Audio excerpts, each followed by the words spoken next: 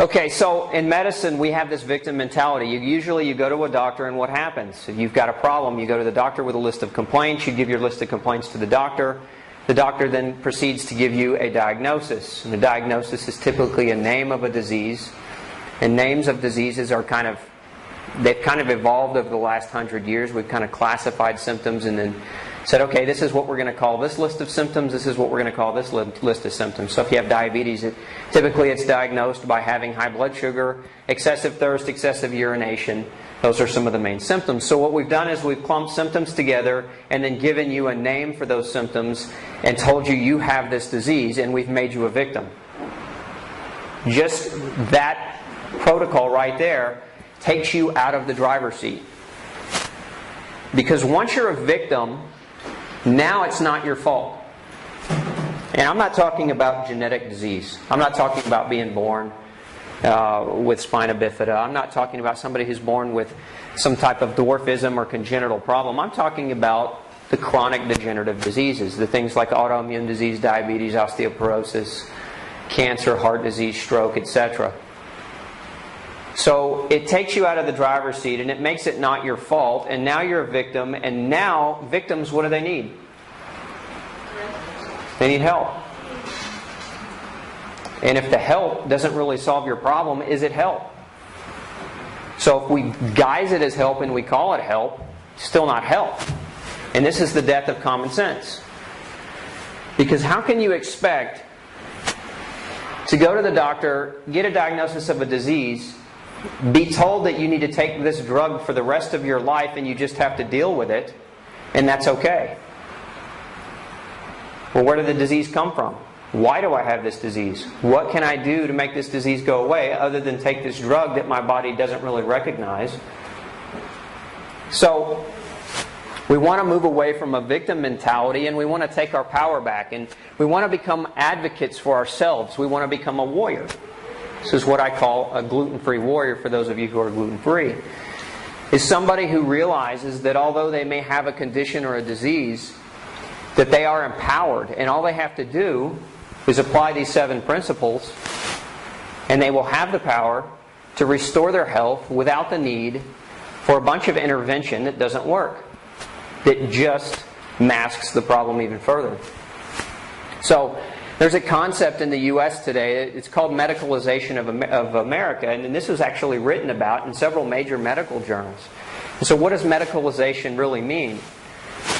Medicalization means that we create a new disease for every list of symptoms that anybody would ever have, so that we can classify that person into a drug category. You have this list of symptoms, you get this drug. Oh, the drug caused these symptoms? Well, now you have this and you need this drug. If we look at the market for pharmaceuticals, and these statistics are a little bit old, but $693 billion in 07, $737 billion in 08, and by next couple of years, we're looking at over $1 trillion.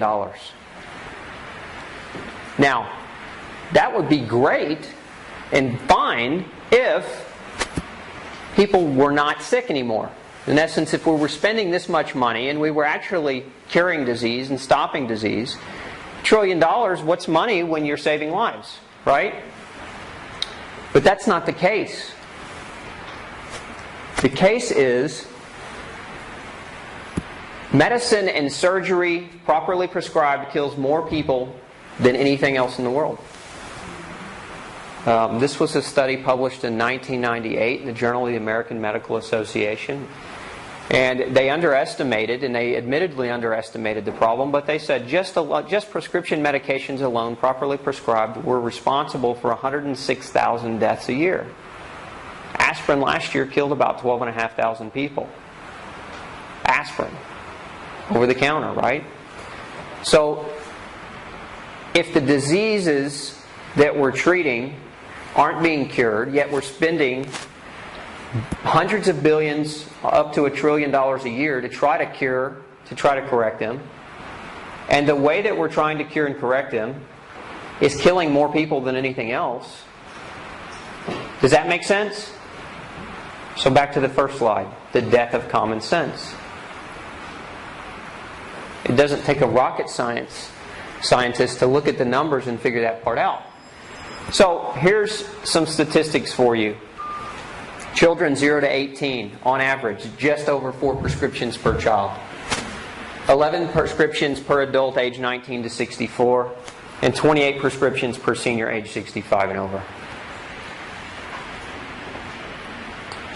So back to medicalization. These are examples of diseases that have been created in the last 10 years or so that are not really diseases, but they've been created so that we can classify people into a drug category. IBS stands for irritable bowel syndrome. What are the causes of irritable bowel syndrome? What is irritable bowel syndrome? Irritable bowel syndrome is when you go to the doctor and you say, my gut hurts, I'm bloated, I have constipation followed by diarrhea, sometimes it's back and forth, and I don't know why. And it doesn't matter what I eat and it doesn't matter what I do, these are the things that are happening to me. And the doctor says, oh, you have irritable bowel syndrome, here, take this medication. This will make it go away. And usually it's some type of antacid or some type of antibiotic, and it doesn't fix the problem. It just perpetuates it, makes it worse in many cases. And then when it doesn't go away, he says, you have too much stress. Here, take this antidepressant. So if you look at the bottom of this list, what do you see there? Depression. The number 1 prescription in the U.S. is for depression. Right, more scripts for depression than anything else. PMDD. Anybody know what that is? It's a new one. Premenstrual dysphoric disorder. In other words, it's PMS. And now we have drugs to treat that too. GAD stands for generalized anxiety disorder. So a person comes into a doctor's office, says, Doc, I'm under a lot of stress. I've got a deadline at the office. I'm not doing real well at home. My wife and me argue all the time. My kids are irritating. My heart races all the time. What can I do? Oh, well, you have generalized anxiety disorder. Here, take this drug, and it will numb your senses, and it will block out all the reality in your life so that you can go through life like a zombie and not experience real raw emotion, as if there's something wrong with real raw emotion. And then, of course, depression. And depression, it's one thing if a person is going to commit suicide, right? And we have depression to that degree. It's another thing if somebody is just generally not very happy for a list of different reasons, and they're all self-induced. So, for example, an easy example of what can cause depression is wake up every morning, have a couple of cups of coffee, watch the news, okay? Right? Because the news is depressing.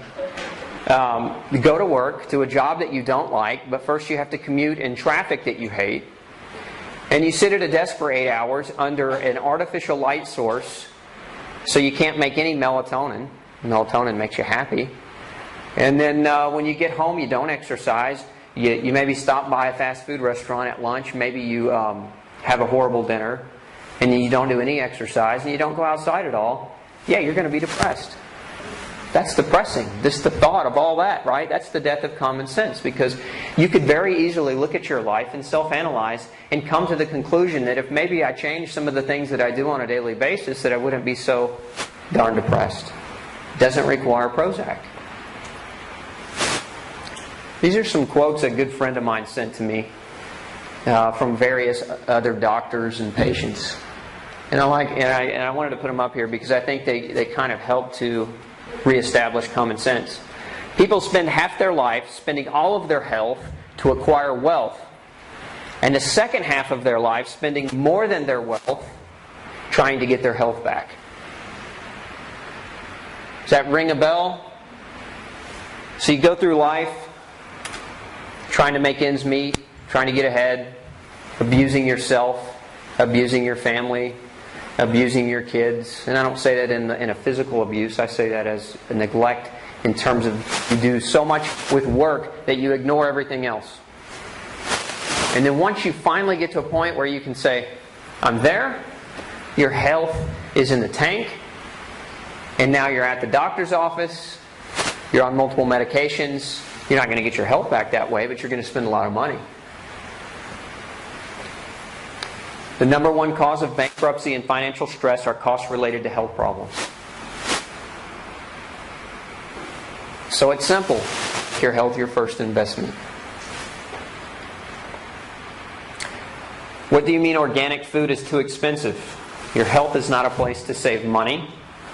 You'll spend 10 times as much later at the hospital. One hospital emergency visit can run up to $20,000. How much whole food shopping will that get you?